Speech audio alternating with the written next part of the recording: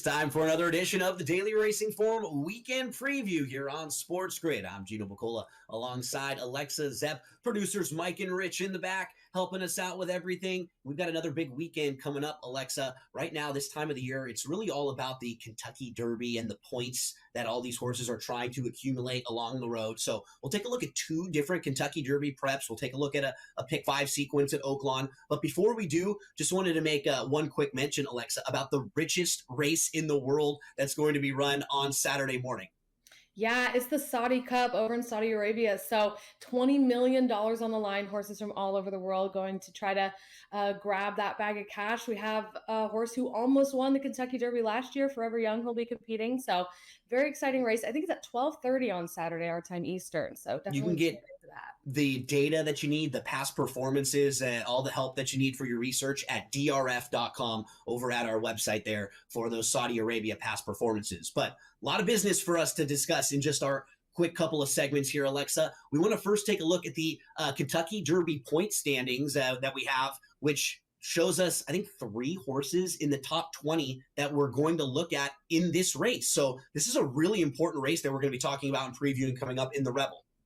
Yeah, a lot of these horses in here don't even need to win to secure their spot in the Derby. They just need to get, second or third place. So, and then I think in our final segment, we'll talk about the Battaglia Memorial at Turfway, and we have a horse that's right on the outside of the top 20 looking in that does need to get some points in the next couple races. So we will meet the field right now. Let's start on the inside for the Rebel, and they throw up some big money at Oaklawn Park, Alexa. $1.25 million up for grabs in this Grade 2 Rebel. They'll go 1 mile and a 16th. Now, because of some really bad weather over in the area, they've actually moved this card. It was supposed to be run on Saturday, but they pushed it to Sunday. They just want to have the best possible weather for their big day of racing. And Cole Battle gets things started. This is a very sharp horse, and I think he's a little underrated, Alexa. I could see him actually being a horse who kind of floats up a little bit and doesn't get bet all that much, but he's sharp. He's won 3 in a row. He's versatile, and he's the kind of horse that you like to root for because he goes out for a smaller barn and smaller connections.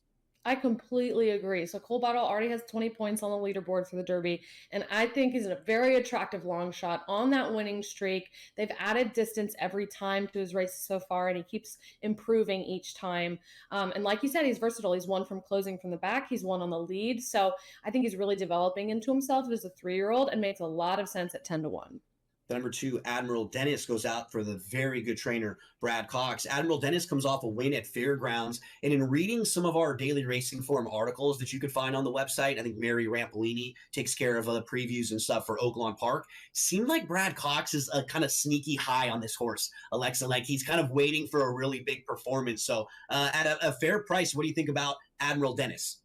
Admiral Dennis has never not gone off the favorite. This will be the first time that happens. Right.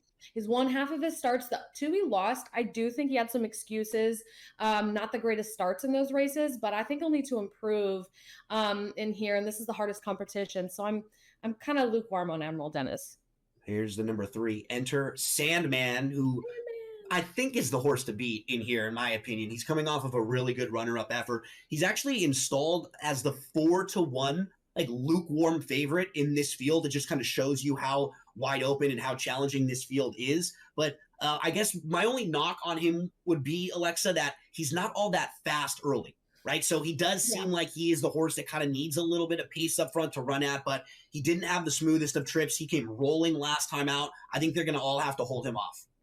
I love Sandman. Sandman has 14 points. So I actually got to watch his performance in the Southwest live on air for our Pegasus broadcast with one of his owners and influencer, Griffin Johnson. And when I tell you there's a added bit of pressure and stress when you're watching somebody's horse race live on TV. Yes. Because first of all, you're like, please have a safe trip. And second of all, you're like, please don't suck. Yeah. Because you want it to be everything goes smooth. Fun. And it looked like it was going to be bad because Sandman fell almost to his knees out of the gate in the Southwest. And then he almost won. He had so much grit. He came back. It did not get discouraged. And it was so exciting. So we got second in that race. And I just think he's a gritty horse who can adapt. And that's something you want when you're looking at the Derby where you're going to be in a field of 20 horses. He's my pick this weekend. A lot of the major players in this race down towards the inside. I mean, even the 4 Hypnos has only raced once, has a really nice pedigree. The Dam was a Grade 1 winner, won the first 5 starts, and the race that he has won has already come back live. My knock would be he won that race on a sloppy track. So was it the sloppy track that might have aided him? But I think he still has a lot of talent. Very talented trainer, Kenny McPeak, who won the Derby in Oaks last year. So this is the toughest, obviously, he'll have tried, but there's nothing to indicate he won't be up to the task. He's viable in here for sure. Mattercat Road comes in for Bob Baffert. He finished 3rd in the Bob Lewis last time out, and he was behind a couple other Bob Baffert runners. One of them, Citizen Bull, who won the Breeders' Cup Juvenile, which is that championship race for horses of this age group. So Mattercat Road is a horse that we know can kind of sit behind and pass horses. Alexa, he can be a closer, which is positive. Do you like him in this spot? I've decided to fade him. I think he's a very talented horse, but from an odds standpoint, I think he'll probably be second favorite. And he's, been in California running in much smaller fields of 5 or 7 horses. So from a value standpoint, I've chosen to fade him. Yeah, same for me. It's just like others more. Not even that I have really many knocks on him. It's just going to be, he'll be a shortish price, and I just feel like we could get some value elsewhere. Publisher comes off of kind of a lackluster performance, but did have some legitimate trouble. Was 53-1 that day, though. Can you make a case for him in here? I'm passing on him. He's still a maiden, meaning he's never won in 5 starts, and I think this is a very difficult spot to try to grab that first win. Dreamin' Blue broke his maiden last time out. That's the number 7. The only problem is, Alexa, that was going 6 furlongs, and now he'll have to stretch out to a mile and a 16th. Any thoughts on this one? This, exactly what we said, is a distance question. He's had impressive, he's running well, but at such shorter distances, his trainer wins 17% of the time when he stretches him out to longer distance, which is kind of like an average success rate. So it's kind of a maybe. D. Wayne Lucas had a close second in the Sunland Derby over the weekend. He'll come back here with Innovator, the number 8, who's flashed very good speed in almost all of his races. Feels like he'll at least be part of the early pacing here, Alexa. He will. He'll want that early lead. The only time he's been successful, though, in grabbing that and keeping it was a much shorter race in the mud. So I don't think that bodes super well for him this weekend. Exactly. His win, 6 furlongs in the mud. This is a mile and a 16th, probably on a fast dirt track. We go to the 9, Smoke 'em Wicked, who is a really, really sharp Louisiana bred. This horse has won 3 in a row, and we don't really know how good he is because he's just kind of been toying with his rivals. He'll have to stretch out in here. What do you think about the 9, Smoke 'em Wicked? Yeah, like Gino said, he's been running against state-bred races, which means, other horses bred in Louisiana. So this is an open race. You're naturally going to have a tougher level of competition. But he's a quick horse, so I think he can compete here. Bullard, the number 10, he actually won his first 2 starts in Southern California. One of them was a Grade 3 race. He came back into San Vicente, and he faced Barnes, who is a Bob Baffert trainee, and he's at the very top of this age group. He's one of the best ones we've seen so far. Bullard does have the ability to kind of sit back and close. Alexa, do you like him at all in here?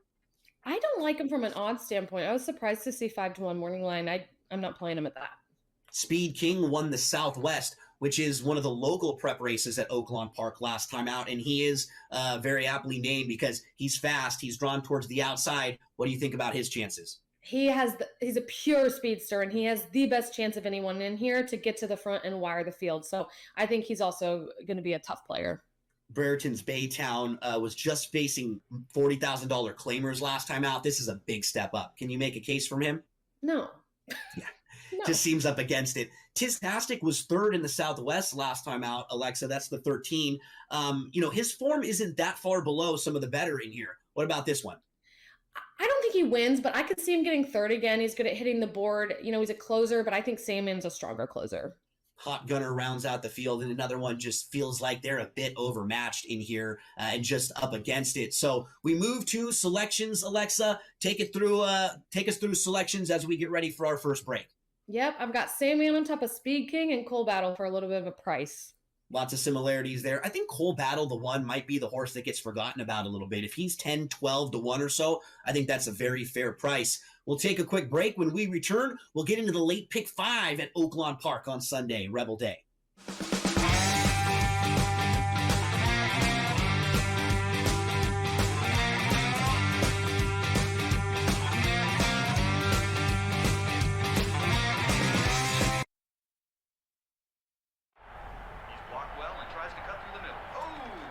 Your gut says Miami is going to win, and you should take the over. Your gut also said your NFT selfies would only go up in value. They didn't. But your head is on SportsGrid and knows the QB is in concussion protocol. The backup has a 45 QBR against the zone coverage. The New York D has the most sacks in the league. So yeah, trust your head. It's smarter to be on SportsGrid. You watch playoff games. The playoffs are all that matter, and the league's got an issue. They just don't want to admit it. They brag about how huge they are, how global they are, ratings are through the roof, profits are through the roof. I mean, between the NBA and NHL lying about their ratings and the money they make, I'm sick and tired of it. Pharrell, Coast to Coast, only on SportsGrid.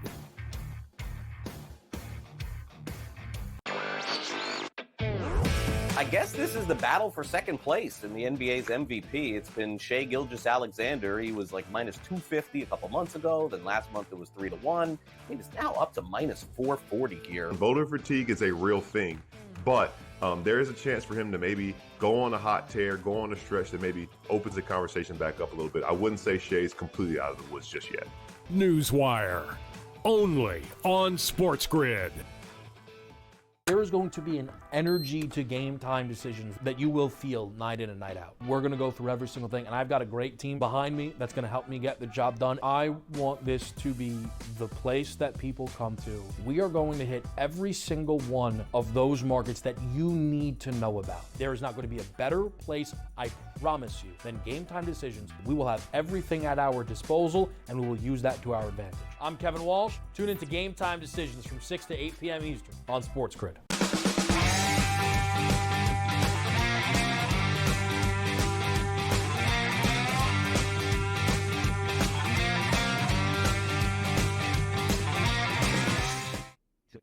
For our second segment, we're going to head back over to Oaklawn Park and take a look at the late pick 5 sequence there. Alexa, we have 4 stakes races in the pick 5. A couple of them are graded stakes races. So we've already taken care of one of the 5. Let's jump into the other 4 races and help the folks out, see if we can lead them into a winner for this pick 5 ticket. So race number 8 is an overnight handicap. It's called the Trevista, and they have such great purses over at Oaklawn Park. 145,000 up for grabs in this one. Mile and a 16th. We've got fillies and mares. And you and I were kind of looking at a couple of similar horses in here. Why don't you start us out? Who are the horses that we want to use in this first leg of the 5-team kind of parlay that we're playing? This is a pick 5. Yes, well, before I try to pronounce this horse's name, I want to congratulate Gino, who crushed a pick 5 last week. Coast to Coast pick 5, another one he does often, and just absolutely crushed it. So good work on that. And as we get into it, I will say the luck for me over the last couple of years, I was having a lot of close misses, but it all changed in November when we had the winner on this show that we gave out for about $5,000. And then it started to change for me. A lot of those horses that were running second now have gotten the job done. So let's see if we can keep that good energy, the good juju, and roll it right on over to this week. Set us up for race number 8. All right, with Bruna Boyne. I think this might be how you pronounce that horse's name. Yeah. And number 2, Time From US has her getting second place behind the 5, which is going to be our other selection here. But, she's a tracker that can kind of sit off the pace and grind them down. Her early and late pace ratings are the same, which shows you how she's like a really consistent runner throughout the race. Her race back in October where she won at Keeneland is what I want to see from her this weekend. I think if she runs that on Sunday, I think she can win. And if you're looking at the charts below, you can see the chicklets. The number 5 is towards the front, and then the number 5 is finishing towards the front. That's the other horse that we're going to be using in here, and that's Paynor, who's just like a solid on paper, coming out of some strong races, shows speed, and can sit just off. And the jockey, Flavian Pratt, he in particular is so good with horses that are like this, where he has to make a decision. Do I want to be really aggressive or maybe sit off a little bit? It seems like he always makes the right call on when to go, when to sit. So we're in very capable hands there, Alexa. As we move to race number 9, this is the Honeybee. This is one of the races where we had, I guess, a slight difference of opinion. And this is what happens when you have 2 people building a ticket together. I know the horse to beat is the one, Muhima. I'm going to try to take some swings against her on my own ticket. But you know what? If she wins, I'm going to be alive on this ticket with you, right? Because we're using her here because you like her.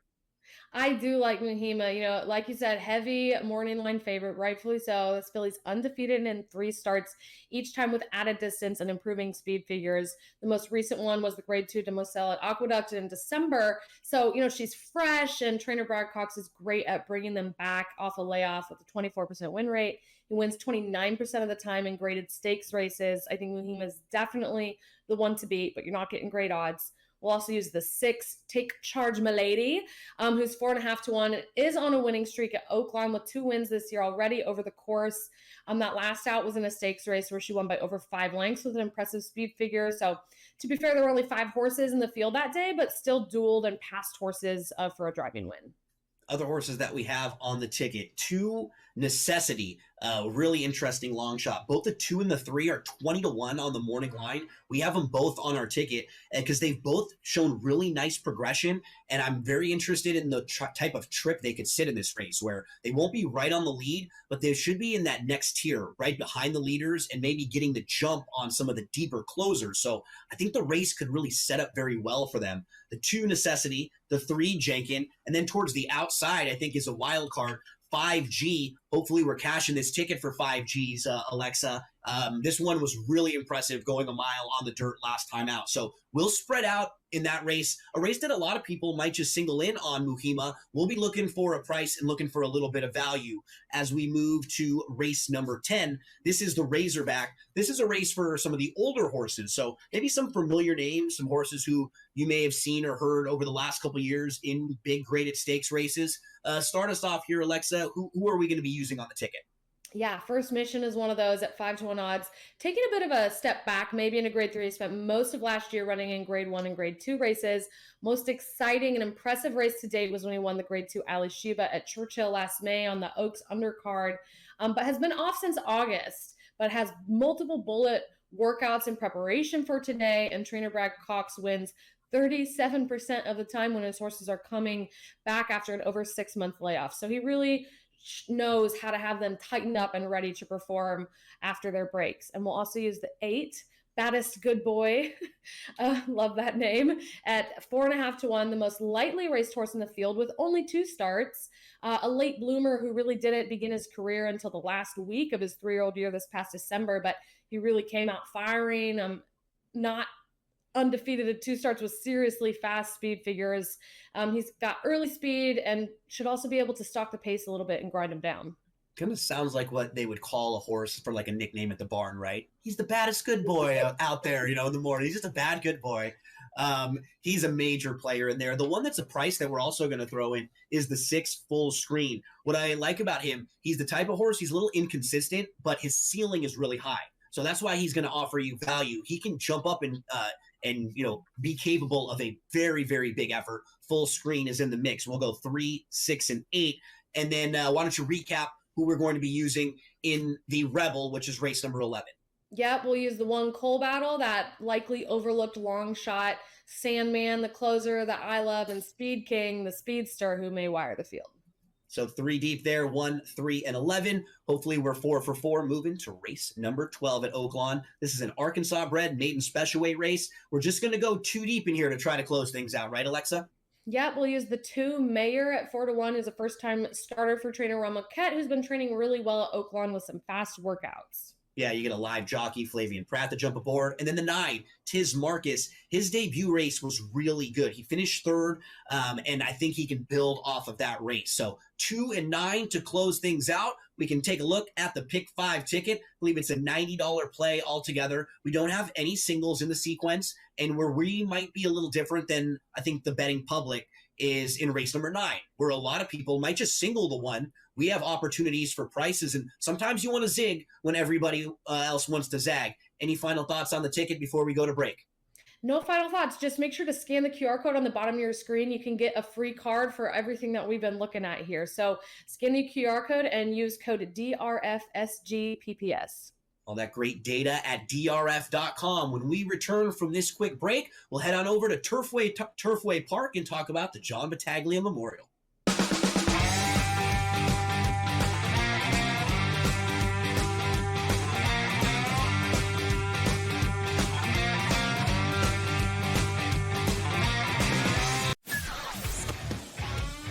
You have Duke the 1, Houston the 2. They're the 2 best defensive teams in the country. I want to see them play for the right to go to the Final Four because I think that would be a kick-ass game. Duke is really great on both ends of the floor. You know, they can score and they can defend, and that's why they win by big numbers all the time, because they're really good on both ends of the floor. I don't trust Houston's offense. Pharrell Coast to Coast, only on SportsGrid. I talked about AZ Fudd a lot, folks, and said when she got back from that knee injury, remember, it's the second ACL tear she's had in her career, that she was going to be a difference maker. UConn is plus 330. They're not going to get challenged again in the Big East until they come out of conference play in a conference tournament. I still like them at plus 330 to win a national championship. Betting above the rim, only on SportsGrid. I feel when I look at this Arizona team, I don't take them serious as a national title threat because you're asking Caleb Love to bottle magic that I just don't even think exists. 4.4, 6.6, 7.4, 7.7, 7.8. This guy is literally taking, he'll shoot you out of games, Kevin. Game time decisions, only on SportsGrid. Two guys that can do it all. Too much electricity this morning. This is a good time. We're having a lot of fun. I had to do a triple take. Ka-ching! Why? Because of parity. I didn't mean to offend. Yeah, it's not going to happen. Load management is a dirty word. Let him rip. You know what? Circumstances provide the results. What? How do you do this once? Oh, Donnie, you got such a good show there. A network that is booming. The Early Line, only on SportsGrid.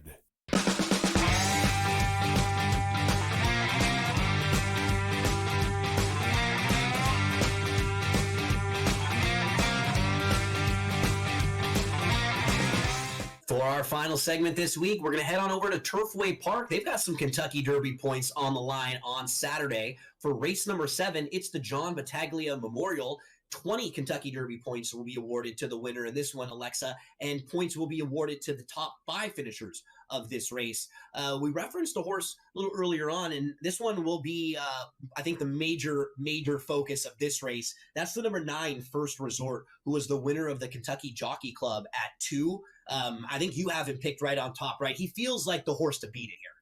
I think so. He's currently has 10 points on the Derby leaderboard. So if he picks up 20 here for winning, he'd have 30 and need one more placing to get his spot in the Kentucky Derby. But he will be trying synthetic for the first time, which if you look at the pace projector there, whenever it is blue, it represents a synthetic surface, which is a surface made of rubber and sand that can withstand the weather and is easier on the horse's joints.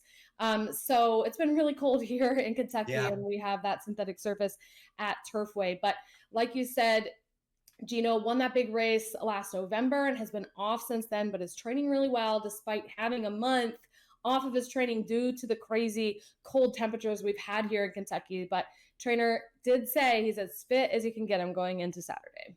So that's the horse you have picked on top. Talk to us about the horses you have in like the 2, 3, 4 spots underneath.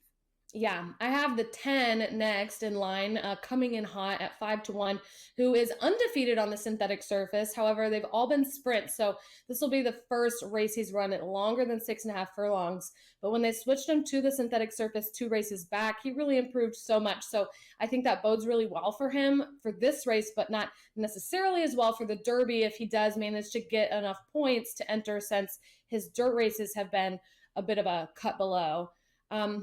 Other than that, I like the 5 California Burrito at 8-1 odds, who's proven on the synthetic with a win last out at Turfway about a month ago. This is a step up in class, but his speed figures are competitive, and he's won on the lead as well from off the pace. So he may have some tactical advantage in here. And then the 7, Baby Max at 6-1 odds is my 4th selection, who won a stakes race on the Tapeta, another word for the synthetic surface, at Turfway last month with a fast speed figure coming from off the pace. He also had a big break in his workout regimen due to the cold weather here, but he's a closer, so that's Baby Max. So Alexa's selections there. We'll take a look at them in just a moment. We'll head on over and start talking about some of the horses who I like. A couple similarities in my top 4, but I'm going to start out with the number 4, and that's Calling Card. Calling Card won a race in Aqueduct back in November by 17 lengths. That put him on my radar. And coming off of that race, he was a pretty good third to Sandman, who we were just talking about. We think Sandman is the horse to beat in the Rebel. I think that's a tougher race than this one.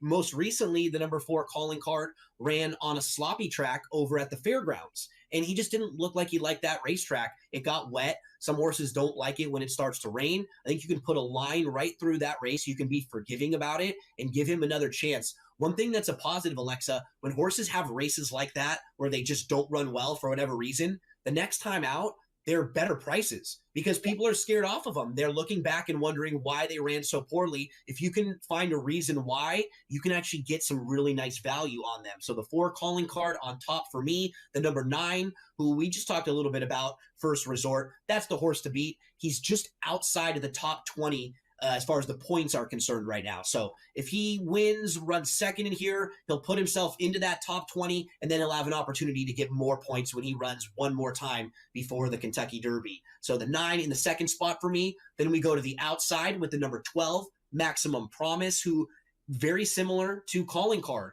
I think we can just look at his last race on a sloppy track. He didn't really run well, and we can put a line right through it and look at what he was doing before that race. And that would stack up pretty well in here, Maximum Promise. So I'll round out my top 4 with another one that Alexa used. That's the number 7, Baby Max. What's nice about the 7, he's got the local win. You know he likes this track. So if some of these other horses who might be better horses and maybe they don't take to that synthetic surface, maybe they're not quite ready, you know a horse like Baby Max is kind of the now horse. So let's move to selections. Alexa, wrap them up one more time. Yep, I've got First Resort on top, followed by the 10 coming in hot, California Burrito, which has made me want a burrito for lunch, and Baby Max. Yeah, I'm a breakfast one, so bacon, egg, cheese. Toss that in there. Love me a little Lucky Boy. Had to get the plug in for one of my favorite places. Got to give a shout out to producer Rich, to producer Mike, and a big thank you to all of you out there for hanging out with us each and every week. Remember, anytime you need to play the races, anytime you're thinking about playing the races, head on over to drf.com. That's our website. You can get all the data you need. There are articles, race previews, links to our YouTube channel where you can get even more in-depth analysis, clocker reports, suggested picks, everything you need at drf.com. We'll see you again next week on the Weekend Preview.